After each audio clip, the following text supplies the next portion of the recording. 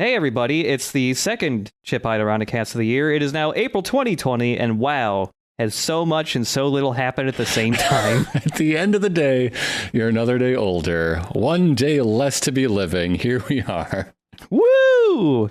I'm gonna have my birthday in the middle of the whole virus thing, so I get to stay home.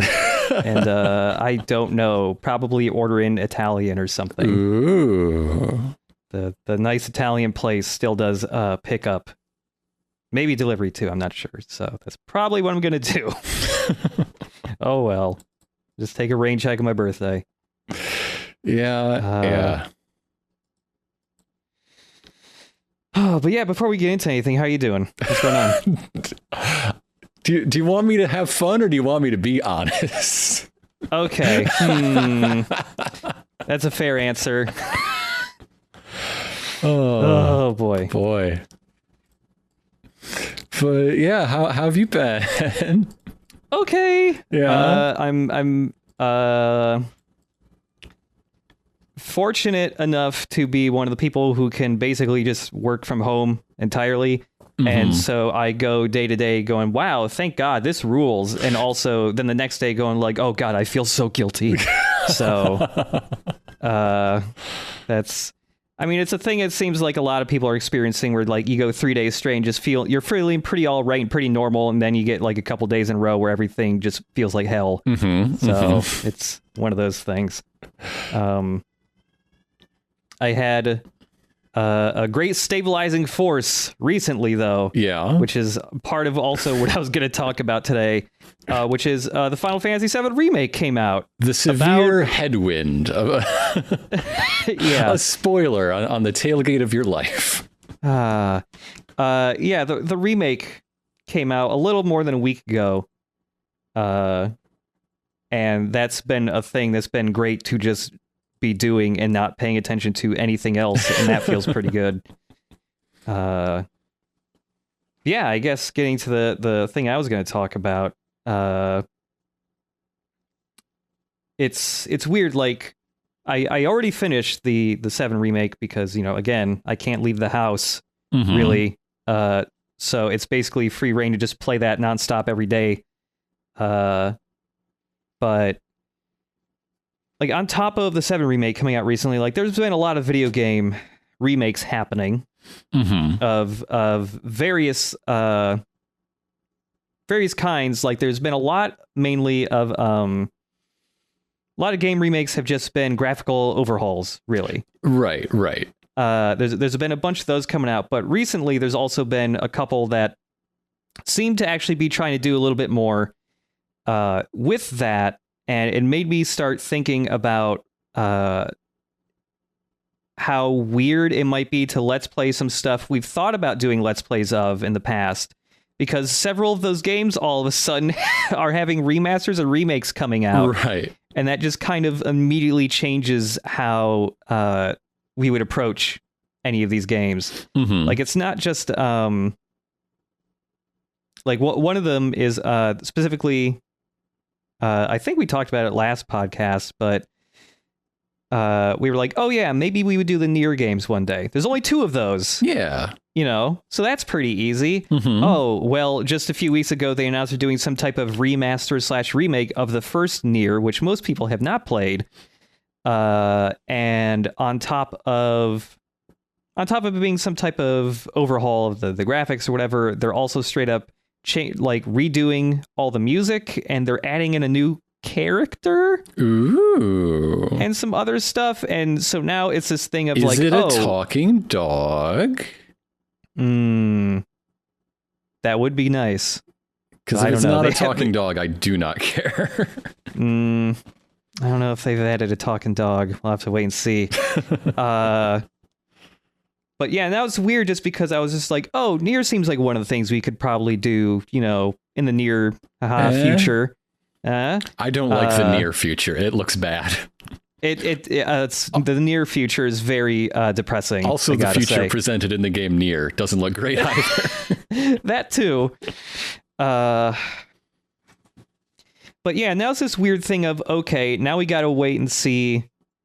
Like we could just go and just do the first game and just ignore the whatever this remaster is.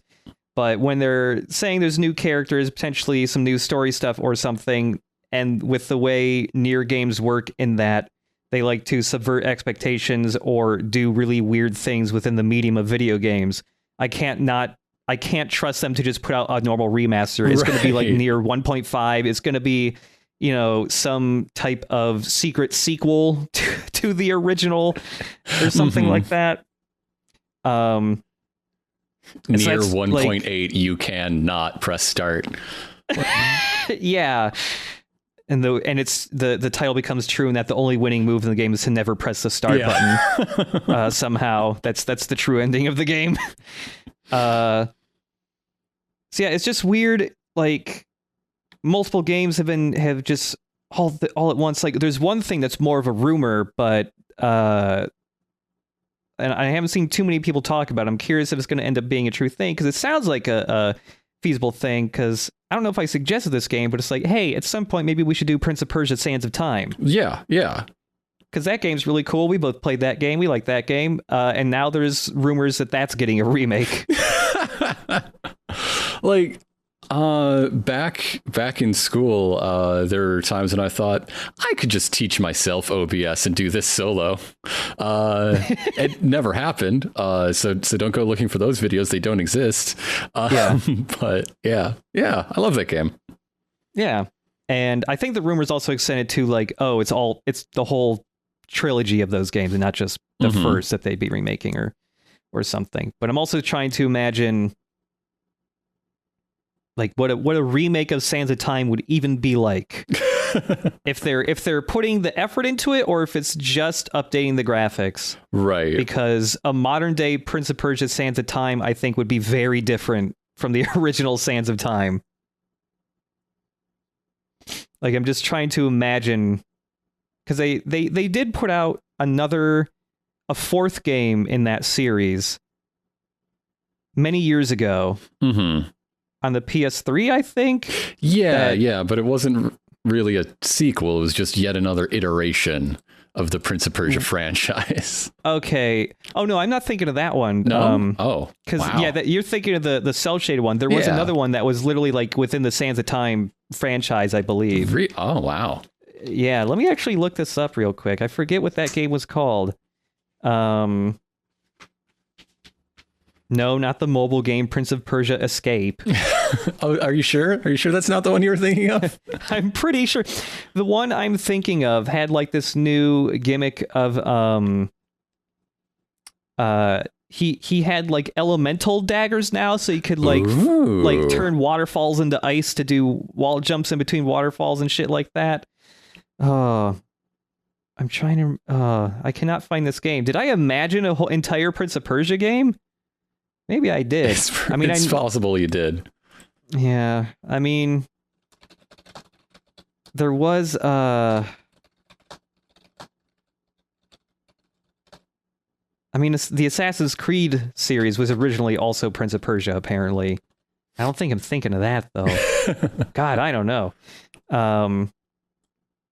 But yeah, that was another thing that was kind of thinking would maybe be on the short list of things for us to do, but now it's just like, well, let's wait until the time where E3 would normally happen and see if some other video game event happens that confirms as a Prince of Persia remake. All right, so what you got to do is you got to just sit down at your desk and make a big list of all the games you most want to see remakes. Then you retitle it Games I'm Interested in Let's Playing Someday.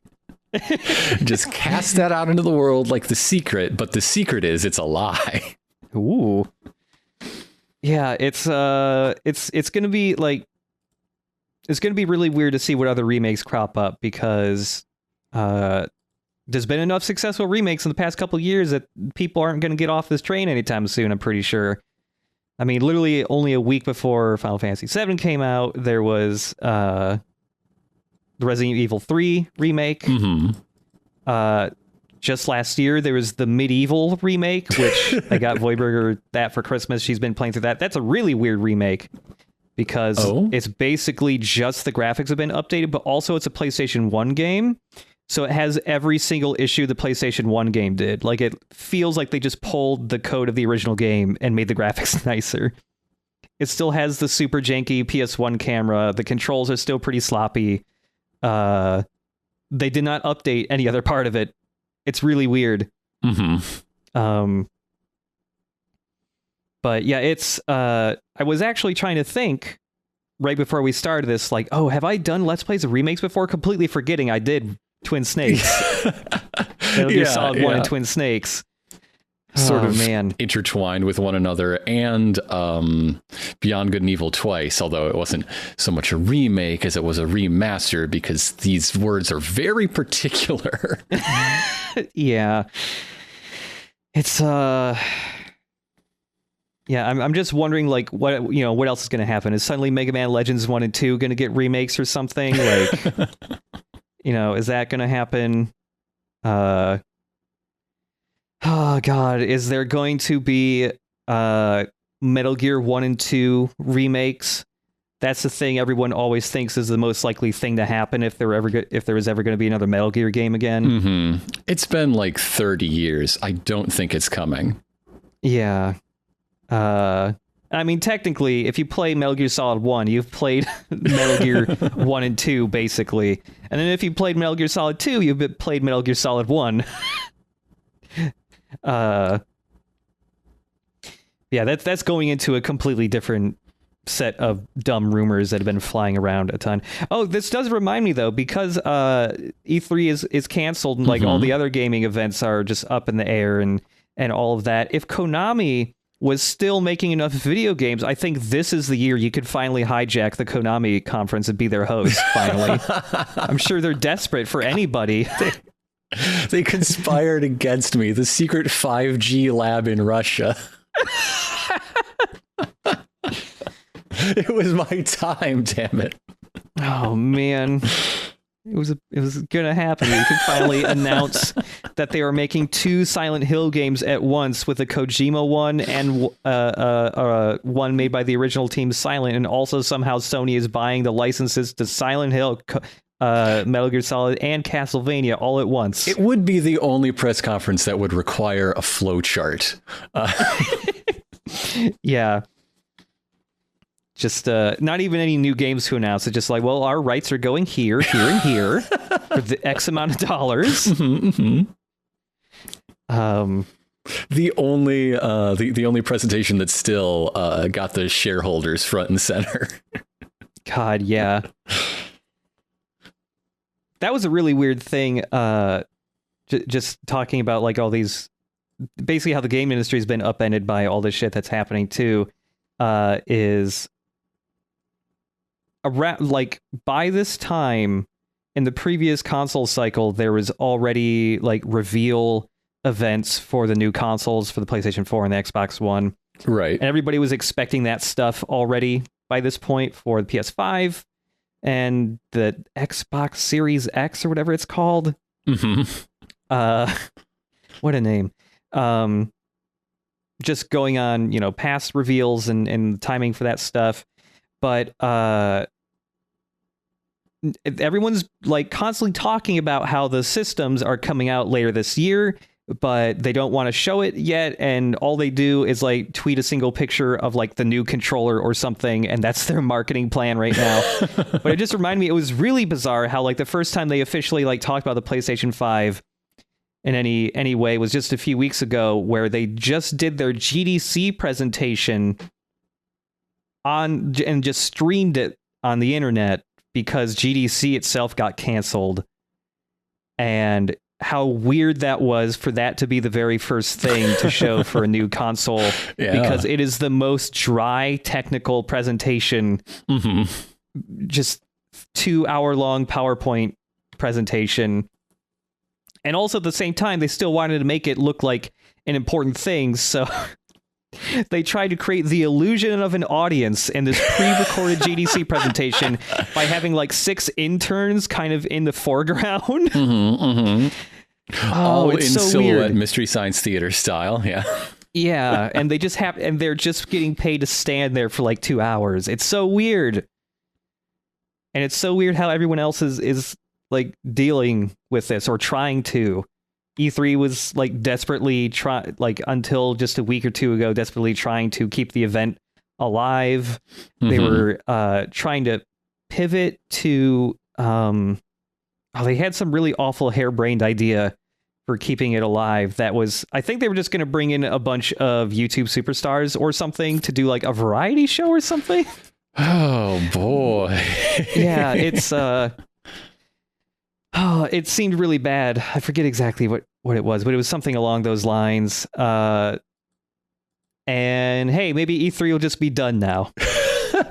Once everybody just does their streams and they realize, wait, we can just stream from our own venue we rent out, and it's way less costly. I mean, when the Nintendo Directs started to take off, it was pretty clear that was the way of the future. Yeah, nobody could have really forecast this is how it had sealed the deal, but yeah. It's just funny that, at least with Sony, it took them until last year to finally start doing Nintendo Direct style things. Mm-hmm. I thought it would have been picked up quicker, especially when it seems like it's a format that's pretty easy to mimic successfully. Just play the trailers in order from least to most exciting. Mm-hmm. Yeah, and getting back to the remake thing. Yeah, remakes. Tell me about the remakes. Just want to settle down on a farm with all the remakes, and I'll pet them and squeeze them. It's like with 7 specifically, like, I mean, you've already seen me tweet a bunch about it. And I know you joked about it, but like President Shinra is voiced by Skullface. One of the major villains of the game is voiced by Skullface. And he talks almost exactly the same manner and cadence as Skullface. Thank you. Now, he doesn't have his... Well, actually, I don't know. I was thinking about the potential idea of like what LPing that game would be like, because it's a long game, but I think it would still end up being shorter than the Metal Gear Solid 5 Let's Play, and it has significantly far more forward momentum in its plot and everything, and throughout the whole thing. Yeah. So it would probably feel shorter in that regard. I can't imagine it having less. Yeah, it's no, that game just goes. It never really stops. And I was about to say, like, oh, well, okay, well, President Shinra sounds like Skullface and kind of acts like him a little bit. But, he's not in the game as much as Skullface. Oh, wait, Skullface is barely Metal Gear Solid 5 too, so it's about the same amount of Skullface.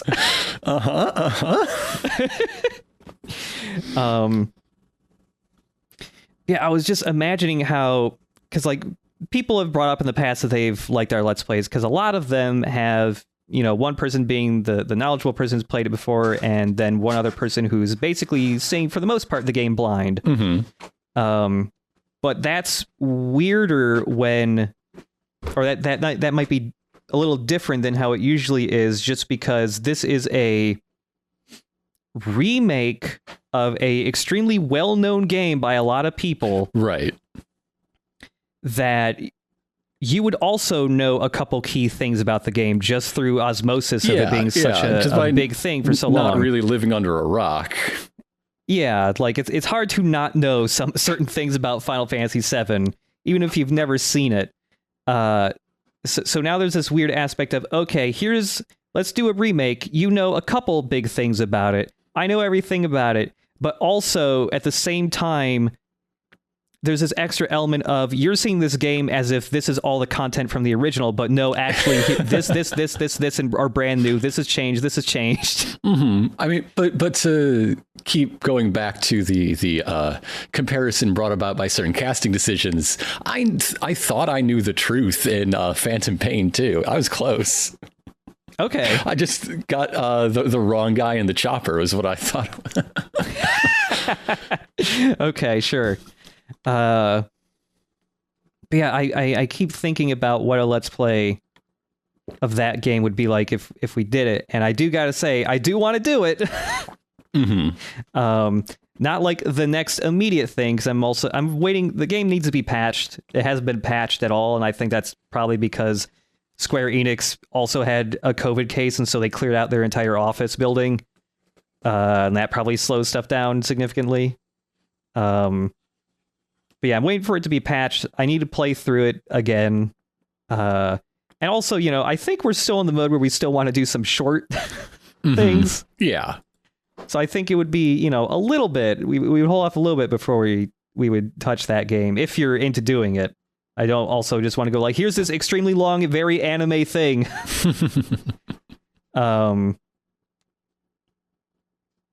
But it would be weird to cover. I've been trying to think of ways I would do that, and I think a big part of it would be, okay, for a long time while we're playing this, I'm not really going to go for the most part, oh, that's from the original, that's new, because that would be all of my commentary. Yeah. At certain points of the game, I think it would probably be fine to do like a video or something where it's like, well, here's a quick playthrough of everything we've got up to so far in the original game and do some comparisons or something. But I don't know. There's been very few games where I've finished it and then immediately wanted to do Let's Play of it. Like the last game I can think of where I was like, I wanted to jump into it right away was Metal Gear Rising. Right. And I still had to wait 3 months for that because back then we were still in something awful. And there was still a they just recently changed it from the 6 month to the 3 month rule before you could Let's Play something. Mm-hmm. Yeah, I don't know. It's weird how many games we've thought about doing that are suddenly getting remakes, and kind of makes me want to hold off and see what exactly the remake is doing, and if it's worth to cover it, or if we just go with the original. Because one of the things about that Nier remaster or remake or whatever it is, is they keep calling it Nier Replicant. And the original Nier had 2 releases. There was Replicant and Gestalt was the one we got in the West. And that was basically, they went with this decision of, the West doesn't want feminine JRPG boys for protagonists. They want big, beefy muscle dads. And so they just changed the protagonist into a big, beefy muscle dad. But also, that character ended up kind of being better than the younger Bishonen brother. Yeah. I wonder how true that is, or how much of that is a self-fulfilling prophecy. I think it's more like Western devs make beefy muscle dads. Yeah, he was. I thinking about the dad from Nier. I think he was before any of the beefy muscle dads that became a trend in Western games. Nier was like not before God of War, the beefiest, muscliest dad. I mean, I guess, but it's before he was a dad of a living child. Yeah, it was before, I guess, the narrative trend of middle-aged dudes suddenly being directors on games and going, I want this to be about fatherhood because I am a father now. But yeah, like there are some actual like differences between the 2 protagonists. That lead me to like the father Nier a little bit more. I guess that maybe the biggest worry I have is like, if they keep calling it Nier Replicant, the remaster, if this is only going to be Brother Nier, the issue I have is basically the guy who does the voice acting for Father Nier is really good, and I would be sad to not hear him. Well, what if they get the same guy to voice Brother Nier in the exact same way? He just sounds like that and looks like that, and that's okay. Yeah, that might be okay. I have been thinking, because this remaster is also coming out for PC. I have been thinking, someone's going to just rip the dialogue from the original game and the model from the original game and just swap them out, right? I feel like that's a pretty highly likely that'll be a mod that gets pushed out if they don't just make Beefy Dad like DLC or something. That's what the D stands for. Dad loadable content. Dad loadable content. It's content you can load on your dad. Oh man, I can modify my dad with extra content? Yeah, that's what Father's Day has been all along. Dad loadable content. Maybe my dad will finally have new jokes to tell me now. All those neckties and #1 dad mugs are dad loadable content. I'm going to pay $15 to give my dad a new joke pack. I think in your case it'd be at least 50. You cannot cheap out. Yeah, maybe 50. You got to get the top tier crystals. I mean, it's the lowest price per crystal, at least. Yeah, it's the best value. Yeah, it's the best value. 99.99 for 10,000 dad crystals. Yeah. Where do they find all these dad crystals? What subterranean mine? The mineral essence of dad growing out of the walls, like a geode that calls you sport. I need to uninstall the dad level content that my dad has that makes him constantly talk to telemarketers in Klingon. My dad is wearing horse armor. It doesn't even fit. I think there's a second dad to make the other half, the back half of the horse, back half of the horse back there. I'm not sure. Oh, it's for people doing a 2 dads run. I see. Oh, yeah.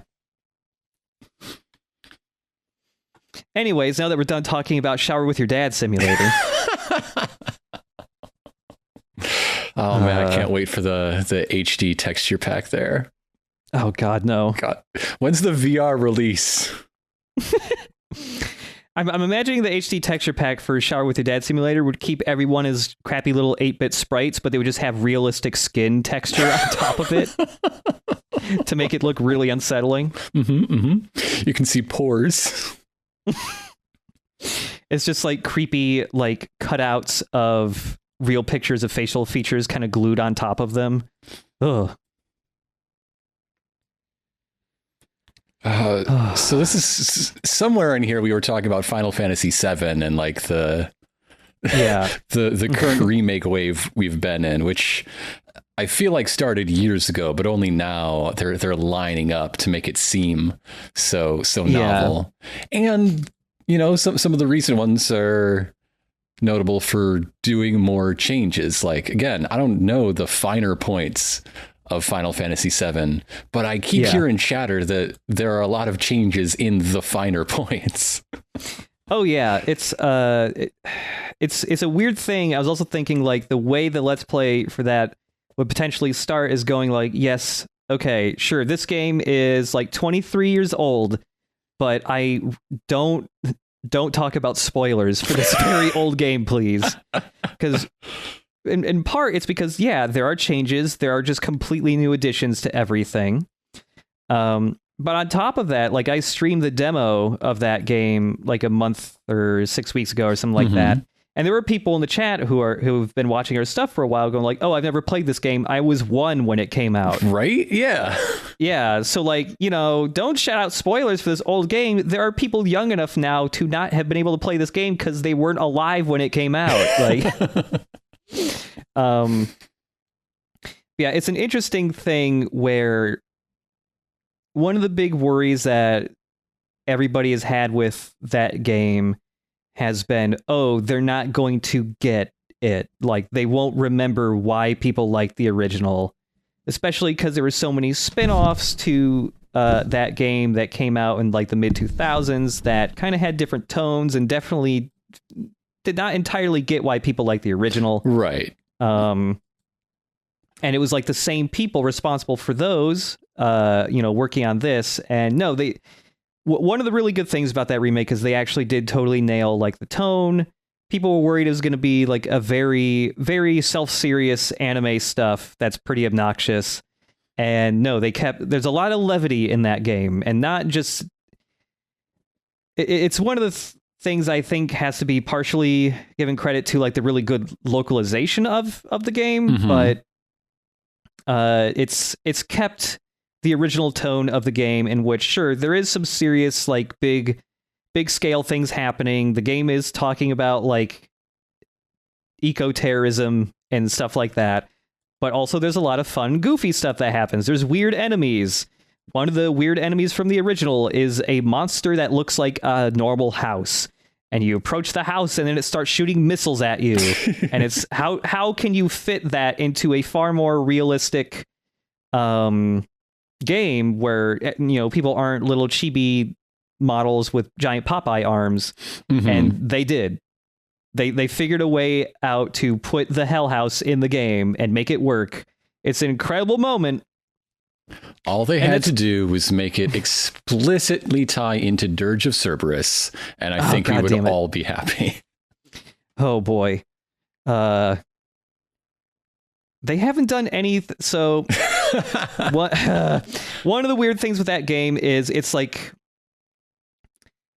with the additions to that game, some of the additions are reintegrating plot ideas from the compilation games. Mm-hmm.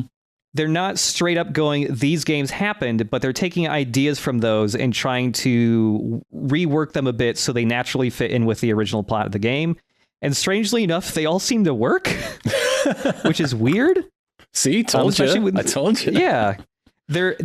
But there hasn't been anything referring to Dirge of Cerberus stuff yet, except a single song from that game plays in one of the cutscenes of the remake, I believe.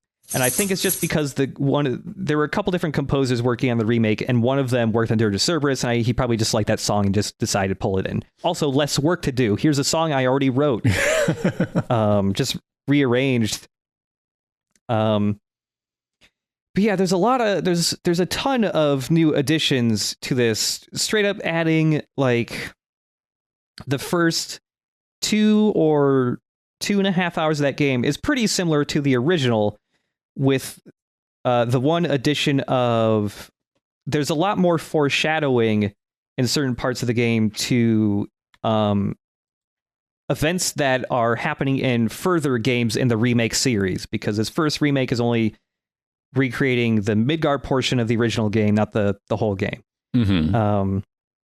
And so because of that, they had to take this original 5 to 6 hour chunk from the original game, turn it into a 40-hour experience, and give it like a beginning, middle, and end that feels like a full thing. They somehow fucking did that. They did it very well, in my opinion.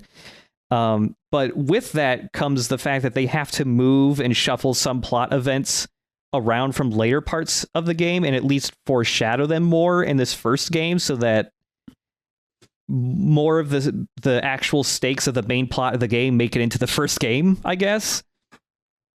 So like, hey, in the original game, the actual main antagonist of Final Fantasy VII only gets mentioned a total of like 3 times in the Midgard portion of the original, and you never even see him. You just see his sword somewhere and go, oh, that guy's here? Uh-oh. And in this remake, it's hard to miss. It's about 12 feet long. It is.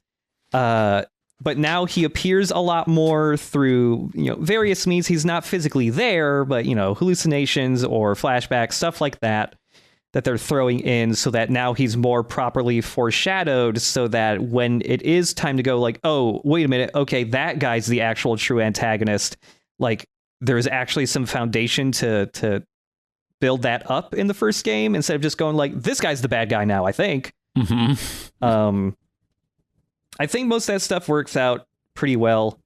But after that first like 3 hours, all of a sudden basically a town that you spend maybe 20 minutes total in the original game, that's mostly just cutscenes, and is a single screen large in the original game, is now a big sprawling town where you can spend up to 3 or 4 hours in there, because now there are side quests. There's a ton of small little things that they added that are just hanging out with your party members there. I do love to hang out with my good friends. It's, dude, one of the best parts of this game is just all the hanging out you do. There is an entire new like chapter they add in that they just basically put in between going to the first town and doing the next story beat in the original game. Is put this whole new chapter in that's like 2 hours long, and it's just there to flesh out 3 side characters who you talk to maybe 10 times total in the original. And it's one of the best parts of the new game, because they just take the time to make these people characters, and they do it in actually kind of a smart way. They add in a new character, completely brand new that wasn't in the original, who is basically the best type of anime filler arc villain possible. Okay. He's basically young Ocelot, but what if he wanted to, on top of wanting to fuck Snake, he also wanted to fuck his motorcycle? We don't know he didn't. He did have a motorcycle. He did have a motorcycle. There is a good chance I feel like Ocelot wanted to fuck his gun because he put all the engravings on it. But either way, let it cool down first. Ow! Ouch! Shit! I mean, yeah. Revolver Ocelot as a character has always been ridiculous because in his first appearance, he says that 6 shots is more than enough to kill anything that moves, but you got to shoot him 20 fucking times and he still doesn't die. So how am I supposed to believe a single thing he says? He's just that good, man. He shoots his gun extra hard. God, it's probably just because, you know, these tropes aren't just in Metal Gear, but there are certain tropes that we came to like a lot in Metal Gear that are definitely present in the remake of 7 that weren't really there in the original game. But Cloud Strife as a protagonist is pretty clueless at times in similar ways to Metal Gear protagonists. The game has a bit of a fixation on asses in the way Metal Gear does. I feel like asses are the cars of character design, in that you've got to use them to show off your new engine's capabilities, your new hardware. Right?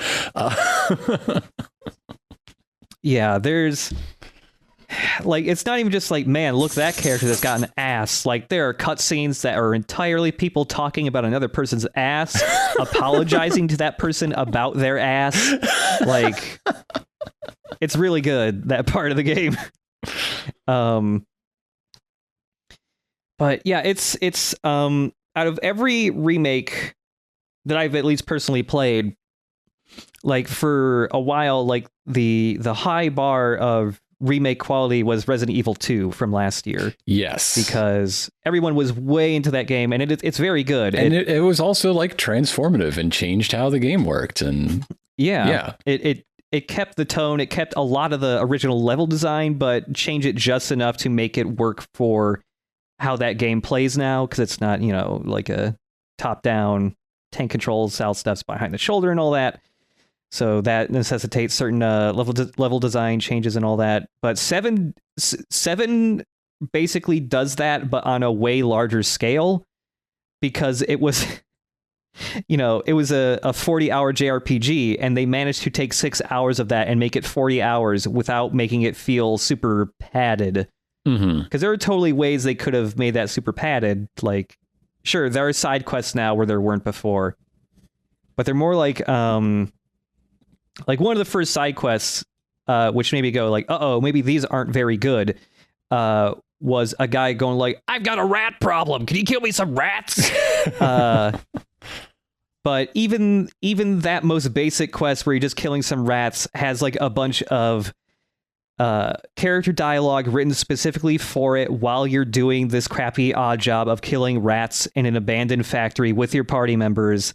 That is like little bits of character development that you get nowhere else. It's specifically written just for that quest. And almost every quest, despite them having pretty basic objectives of get this item, bring it back, kill these monsters, then come back, every single one is written in a way that tries to flesh something out, either how Cloud interacts with children, or how this one community is dealing like with a really big disaster that happened like fairly recently in the past. And all that stuff ends up working really well. And there's not that many. There's 24 side quests total in the game, which is not a lot. And I think you can only do like 22 of them in one playthrough or something like that. But the game's honestly like structured a little bit more like a Yakuza game, where it's linear most of the time, but there are times where you can break off from the main story to do side quests in certain parts, and they're all generally pretty basic gameplay wise, but the writing is what makes them memorable and like good. And yeah, it's just I will say this. There's one thing that could be viewed as padding, but it's too good, so I don't care. And that is, there are many times in the original where you would encounter a new character, and it's like, okay, we've established that, on to the next cutscene. And now most of the time when there's a new character, it's like, I'm this new character. Let's have a boss fight now. Where you would not have a boss fight originally. Yes. Your classic Avengers situation. Yeah. But all the boss fights are really cool, and they do some other fun like character stuff with them. And yeah, it's just everything that happened in the original is still there. Sometimes the how and why is a little different. And sometimes they might be slightly reordered. But generally, it's in a way to make it make a little more sense, especially when everything's a lot more realistic now, and you can't use your imagination as much as you could in the original. Yeah, it's just it went like beyond my expectations. That game, I have very few issues with that, and the only one I really have is one I can't bring up because it's something that happens very, very late in the game. You don't want to break your own rule. Yeah, I don't want to break my own rule. But yeah, that game is super great. And also,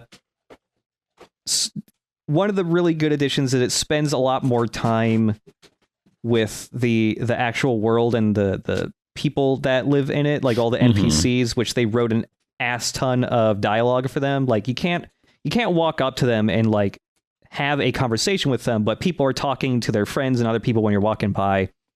God, this game has such a fixation. It doesn't even have regular tons. It's ass tons. And they all have like unique conversations written for each like group of people that are talking. They have multiple ones so that if you run by them like 2 or 3 times, if you're doing side quests, they usually have a new thing to say each time. Sometimes it repeats, but whatever. But they spend a lot more time actually thinking about terrorism than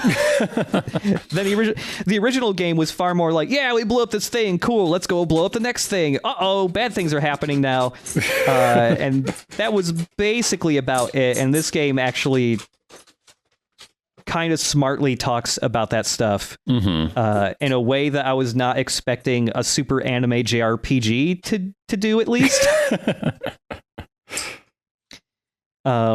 I don't know. The game just felt smarter in that regard to me than I was expecting, especially when, you know, the director of the game is still Tetsuya Nomura, and he has certain things he's way into, and thinking about terrorism and the ramifications of political violence and stuff like that is not a thing I thought he would ever think about.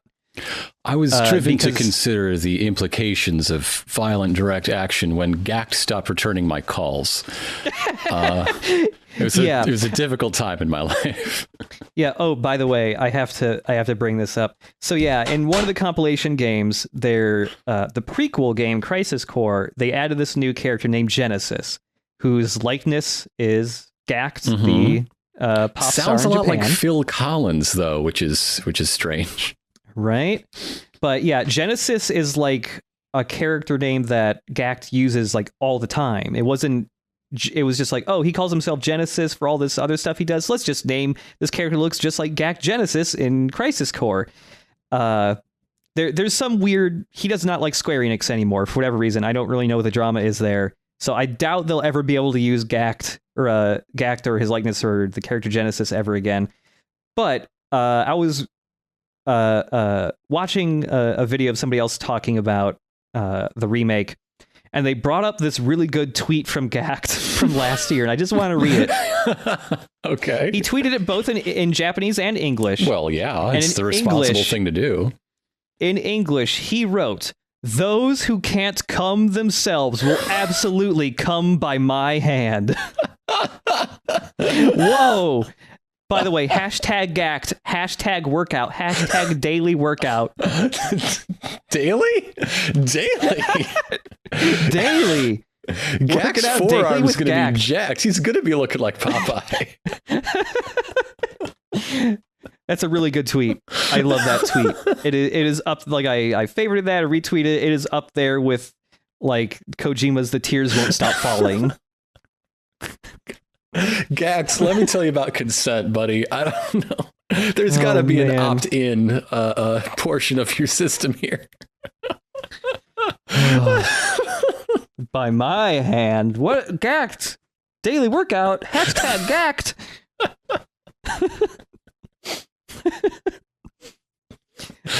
Oh, boy, oh, boy. Oh, we love you, buddy. Yeah. It's just really cool. It reminds me of Metal Gear in some ways, with how it thinks about those subjects more than the original did. Mm-hmm.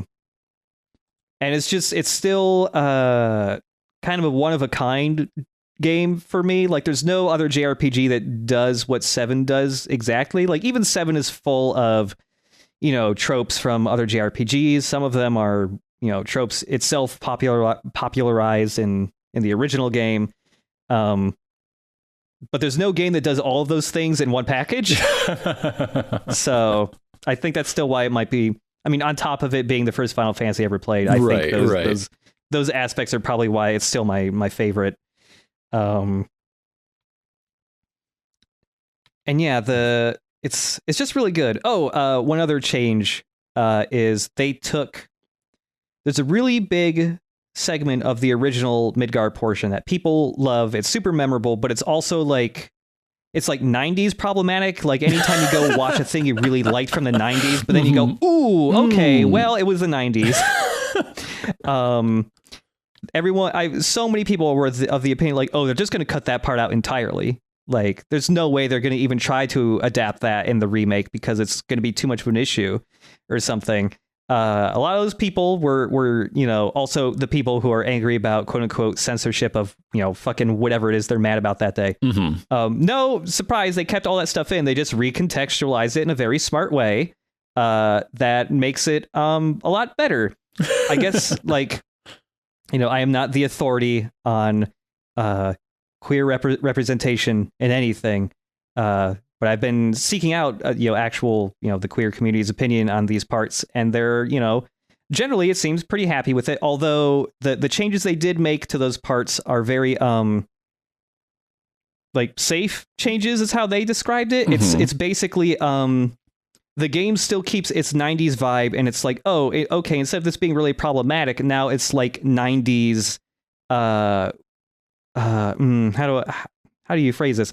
It's basically anytime you saw something queer positive in 90s media, it was always done in one of a couple of ways. Yeah. It feels very much like that. It was very safe. It was a late season episode of Frasier, not right.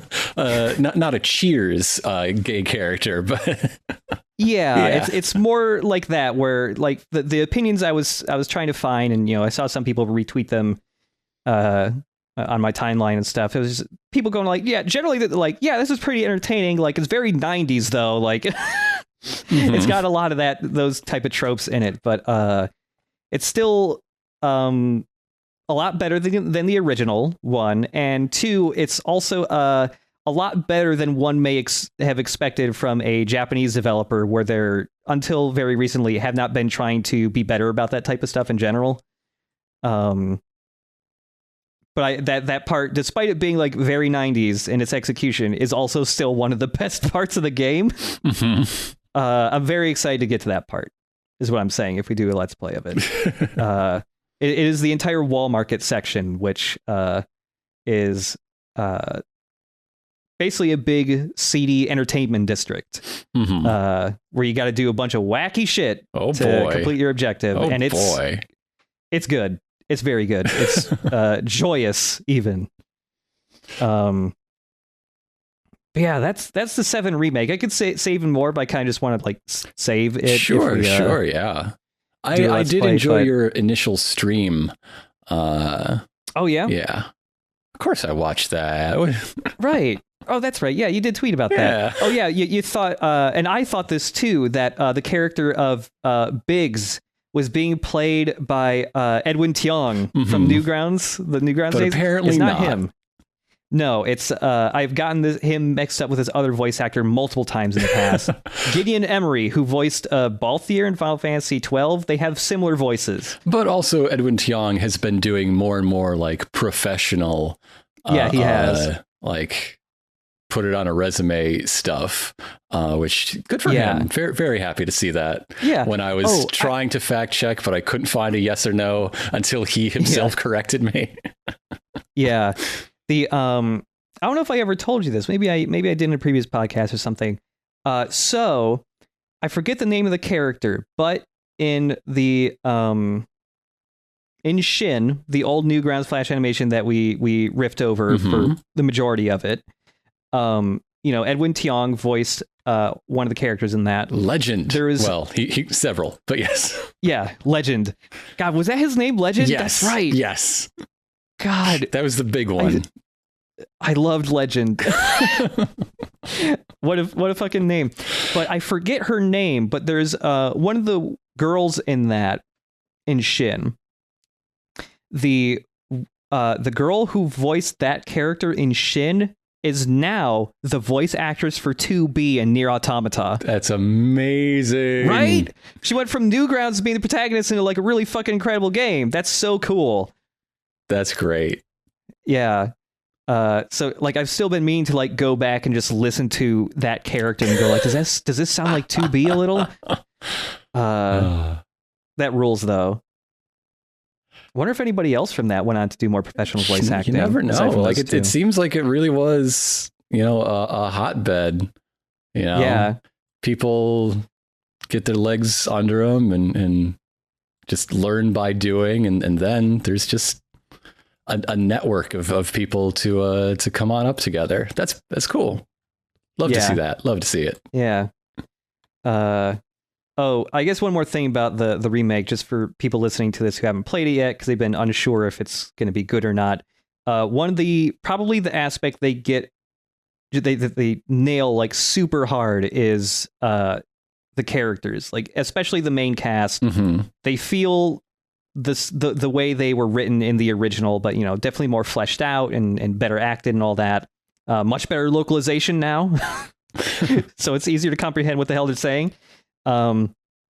Especially Cloud and Aerith, both of them who through later compilation stuff and Kingdom Hearts and just through the fan base over the years got kind of turned into different characters. Cloud was always super aloof, super cool, never says anything, which is honestly more the characterization of like Squall from Final Fantasy VIII. And Aerith kind of got turned into super fragile, beautiful Jesus.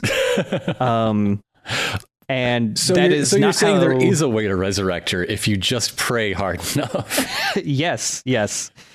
But thankfully the remake does not go that route. They are actually written the way they were in the original games, where Cloud is like, yeah, he's a dick, but he's not aloof, and underneath all that he does care. And Aerith isn't like this super fragile girl who must be protected at all times. She's like the kind of goofy, funny one. Like she's a very nice person, but she's pretty peppy and goofy, and she has a really good sense of humor and all that stuff. Like they nailed everybody pretty good. Barrett's great, but also Barrett still has the issue from the original game of going like, well, is he kind of like Mr. T, I guess? And like there are times with Barrett where he's really, really fucking good. I was originally worried about the way they could at least make him like Terry Crews. It's a new millennium. Right? Barrett's still really good, but I totally understand the issues people can have with him, because his voice actor is definitely directed to act certain ways at certain times.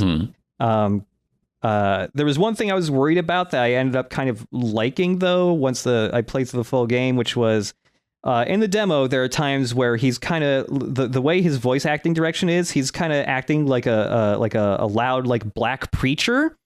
Yeah. Okay. Yeah. But he switches on that mode whenever he's giving big speeches about his ideologies and like trying to like bring people to the light of realizing this corporation that owns them is terrible. Like he's basically switches that mode and cuts wrestling promos anytime he does that. And it ends up being really good. Because it becomes clear that it's like a very practiced thing. Like he practices these speeches like in front of a mirror or something for when it's time. It's the big moment for him to convince people to join his side or something. So I ended up actually kind of liking that portion at least. But yeah, seven nails that stuff pretty hard actually. And I'm super excited to see what the next game in the remake series is going to be like. It's really weird. Yeah, they're just going to do the first act of Final Fantasy VIII, really throw people for a loop. Oh, Jesus. Never see it coming. Oh, no. Yeah, it is weird to play through the whole thing and feel like, that was a full game, and then go like, oh, wait a minute, there's more. There's a lot more than this. How long do I have to wait? Hopefully not too long, because it's just building off of all the systems they made from the first game already. I'm thinking probably we'll see it again, and like we'll probably see it like get announced in like a year and a half, and I think 2.5 years from now the next one will probably come out or something like that. But who knows? Who knows, indeed. Yeah. But anyways, that's my talk on Final Fantasy VII and remakes and all, that stuff. I'm just going to switch tracks abruptly. I'm going to tear you away to talk about some of the questions we were sent. Yeah. We got a question emailed to us from Michael. I'm going to start with the second part to say we kind of already talked about it. Are you going to play through and complete either Nier or Nier Automata in the future? They're both on the maybe list, although there is a wrench thrown in. How about that? But the first question Michael asked was, have the two of you considered making a video game together? If so, what? No? Like, I think the short answer is no. The short answer is no. I mean, we've definitely joked about hypothetical games in the past. I've always wanted to make a game. I've messed around with making games in the past. Definitely not recently. I remember you brought up a dumb game I was making all the way back in the 50 Cent Blood in the Sand Let's Play, which was a game that I called Bert's Epic Quest. Yes, that was the name, huh? Yeah, it was. I don't really remember much of what that game is anymore, and I definitely don't have any of the files for that anymore. It was actually kind of a high-effort RPG Maker game. Like, I actually learned to code enough that I was making my own battle system and stuff. I don't remember too much of it other than, well, you see, what if you played a JRPG, but instead of a Bashoni, you played as a very old man? And that's all I can remember about the premise of Bert's Epic Quest. So you predicted Nier. I predicted Nier, yeah. But yeah, I don't know. We've never seriously thought about it. No. For sure. Yeah. No, not really. Thanks, Michael. I mean, yeah, it would be fun, though, maybe, to make something, like, small and short. I don't know. And from Michael, we go to Miguel. I wonder if they know each other in real life. They might be family. I'm curious about your thoughts on VR and if you've played around with it. With the release of Boneworks and Alex, do you think an LP of a VR game would be something people want to see, or would it be too weird? That is an interesting idea. Like, there's plenty of video of people playing VR, but yeah, it's short form stuff. It's previews and quick looks and like here and generally very short form games, more the VR toys than a full, 4 to 15 hour experience. Yeah, it's for me, I've only done a little bit of VR. For my birthday last year, I got a PlayStation VR headset. I played some VR stuff there, and it was very fun, and I still need to get back and play some of the other VR games I have. But again, most of those games are very short experiences that I played so far, or just kind of even sometimes just tech demos even. I have been very interested in playing Half-Life Alyx eventually, because I really like the Half-Life series. It's very strange as a new Half-Life game out.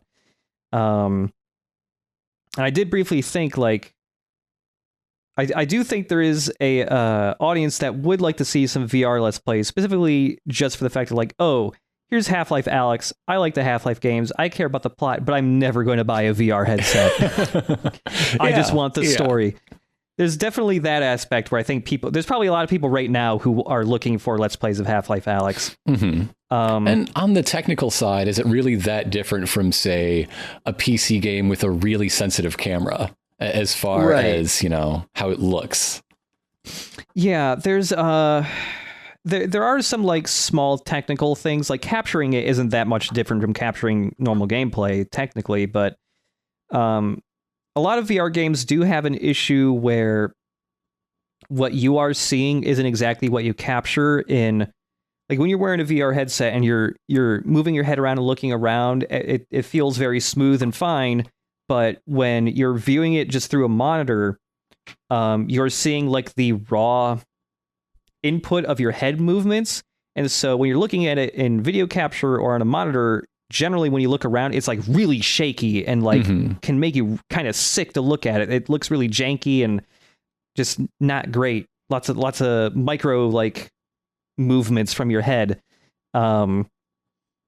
Half-Life Alyx, I believe, at least has settings that you can toggle or change so that if you're capturing footage from it, it smooths out that raw input to be something a lot nicer to look at.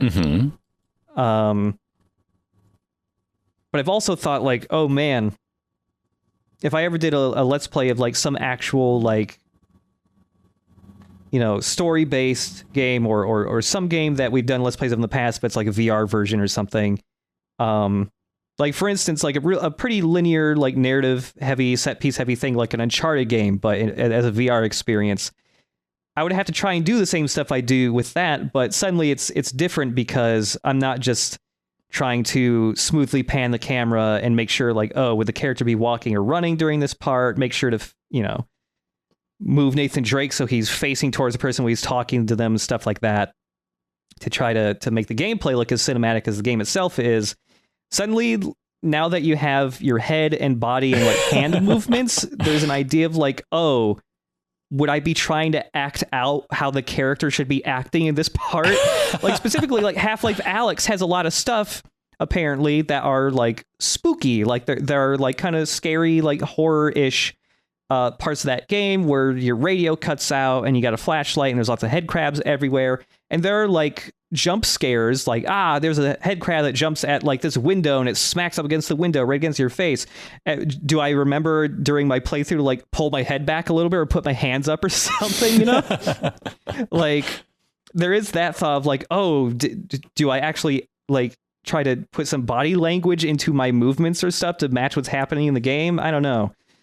You see that a little bit in game trailers, at least. I follow the freelance video editor who made the trailer for Half-Life Alyx, and he definitely does some of that in the trailers for that game. So I don't know. That's I've always thought that aspect of doing a VR Let's Play might be kind of fun. Yeah. I mean, hey, we almost sort of did that. If we had VR headsets for the fight, Lights Out. Oh, you mean the greatest thing we ever did? I love that video. It's so good. I think about it all the time. But just imagine hugging in VR. The only way we'll be able to hug for 8 months. Oh, God damn it. Well, better buy some VR headsets. Thanks, Miguel. Our last letter comes in from Ramona, who I recognize, and you'll know why as soon as I start reading this. I'm a regular email writer on History Honey, so I figured I'd branch out and email this show too. Hello. Here's a question for both of you. What features would you like to see in your version of the perfect game console? You can make it as realistic or fantastical as you like. I want the PlayStation 9 nanites. Yeah. That go in my brain. Who knows what those can do? Right? I want them just to know what they can do. Look, if I can just inhale some Sony nanites and hallucinate a remake of whatever game I want, and it's the perfect remake, give me that shit. I don't know, the perfect game console would... It'd cost about $8. Yeah. And all the games would be free. I would never have to upgrade to another console ever again. It would just be the console for the rest of my life. You know what? An actual thing that I would love would be backwards compatibility with every game system ever. I can jam whatever form of media I can into that console, and it'll play it perfectly. Not even emulation. It's just got there's a Super Nintendo inside that thing. There's a Sega Saturn inside that thing. The works. Mm-hmm. Yeah, honestly, like backwards compatibility is always a big thing for me with consoles. Like the PlayStation 5 is apparently backwards compatible with a lot, but not all PS4 games at the moment. Huh. Okay. And they've said nothing about previous Sony consoles. There was a big rumor going around the industry that the PS5 was going to be strong enough that it could do like software emulation of every Sony console, but if that's true, they haven't brought it up yet, and I feel like they probably would have brought that up by now during their GDC presentation, but I don't know. Who knows? It would be very nice to be able to play PS1 through 5 games on a single thing, especially because as the PS1 through 3 get older, their disk drives start to crap out, and makes it harder to play those games that I like. And emulation is, not perfect. Like, you can finally emulate PS3 games, and some games play pretty good, but with some graphical glitches, but it still demands like a pretty strong computer. The compatibility list isn't... There's some games, even big name games, that are still hard to emulate because of the way the weird workarounds they made to get certain graphical effects to work and all that. So if I could have official emulation or something, that would be great. What if there was a way that if it like detected you saying slurs in, online play, it would just melt? That would be good. Okay, but on the other hand, that means it's somebody's job to say a bunch of slurs to the machine to teach it. Yeah. Okay. Yeah. That's this the worst console job in the world. Okay. Yeah. The console has like a self-learning AI, and so you just have to get people just screaming mean things and slurs at this console in a room until it learns what's bad. You have to make the console cry so it can teach all the other ones coming off the line. Oh God.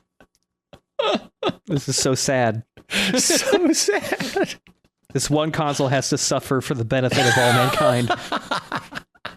It's like The Giver or something. The only console that can see in all 256 colors. Yep. It knows about war. It has Vietnam flashbacks all the time so that no one else can. Yeah. Oh, man. Perfect game console would have wireless controllers that never run out of fucking battery. That's another practical one that I would like. PlayStation 4 controllers last for like 5 hours before you have to charge them again. It sucks. Mm-hmm. Yeah, I guess backwards compatibility is a big one. I guess loading times too. I don't know. Final Fantasy VII's level design is actually kind of dictated by the limitations of the PS4 in that, I mean, you've seen in some of the games we've done LPs of in the past, like some of the Uncharted games, there are points where, you're in some cave or, destroyed city or something, and then, all of a sudden you kind of got to like slip through a really narrow passage slowly. Right. And kind of sidle through it. And those are almost always, things that force you to slow down so the game can load the next area in. Mm-hmm. It's a load-bearing passage, yes. Yeah, totally. Final Fantasy VII has a decent amount of those. Like, there's a lot of slipping in between cracks of walls or wrecked buildings or trash heaps, or crouching underneath stuff, or, you open up this giant gate, but it can only open up a little bit, so you have to kind of slink through it. And it's entirely there so that it can just load the next section, and that happens a lot. So yeah, if there were better loading times, that wouldn't happen as much. And I'm sure 7 would be probably in its level design structured differently because of that. So I guess loading times is a thing to me. Although that is apparently a thing they are actually addressing with the next consoles. They got super SSDs in them to load even faster than you can imagine or something. I don't know, but that might be a cool thing. But yeah, that's all I could really think of. Yeah. Aside from nanites. Aside from nanites. But I mean, the nanites. Aside from nanites. Imagine the load speed on nanites. It's just using the computing power of your own brain. Oh, so man. that problem is fixed. Yeah. Jack asks us, how do Koopas use showers? Do they take off their shells before going in, or do they go in shell on? Or perhaps there is another way. I think they keep the shell on. It's pretty obvious that Koopas don't shower. That's why turtles all have salmonella. Okay. Yeah. They just don't.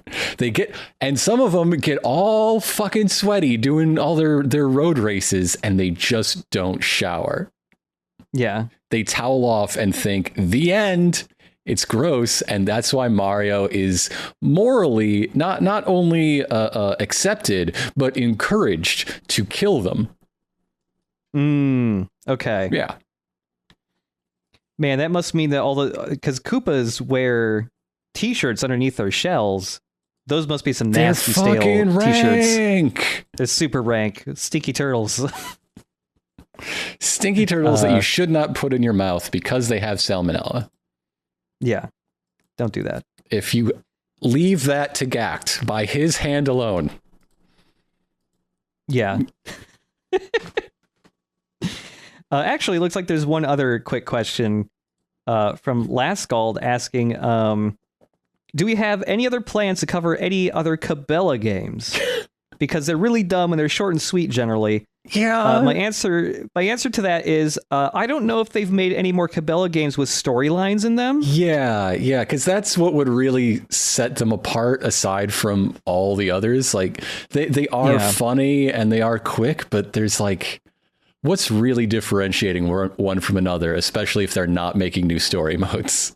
Right. Like, I guess I would have to check what Cabela games are doing right now, and if they have stories, what are they? Because if they're absurd enough, then yeah, totally. I still have fond memories of Dangerous Hunts and your crazy father who seems like he's turning into a werewolf, but actually no, he's just crazy. Oh man, good times. Good werewolf dad times. Good werewolf dad times, yeah. Anyhow, that's all we have for you this month. We'll be back next month, perhaps with an asterisk.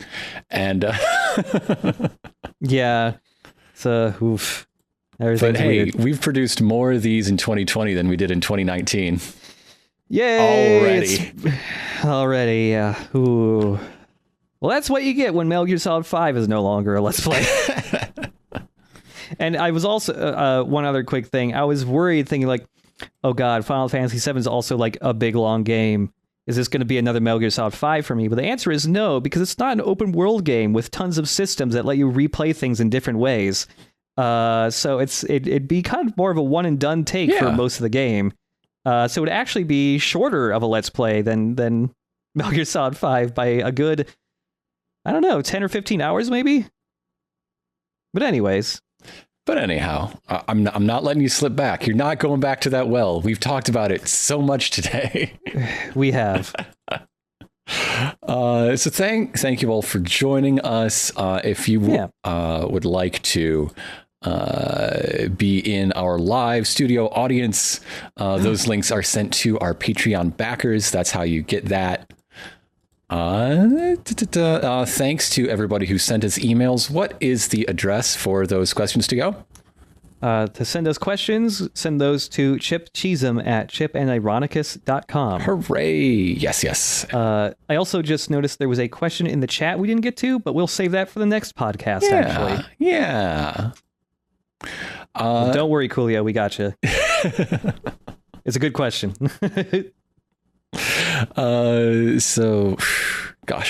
So out of practice, I don't know what our usual sign off is for this. I think for this show, we just sort of peter out and then say we're done. Yeah. Let's do that right now. We're done. Hey, we're done. See you later.